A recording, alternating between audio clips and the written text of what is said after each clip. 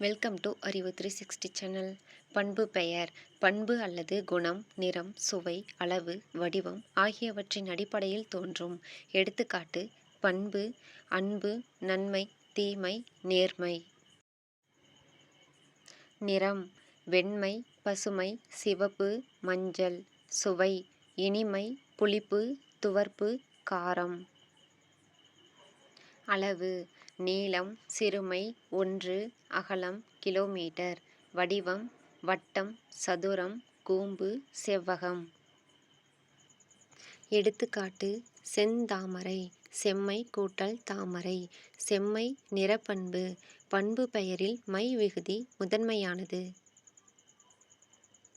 பண்பு பெயர் விகுதிகள்: my, I, C, பு, உ, கு, ரி, ரு, அம், அர், நர், பம், து.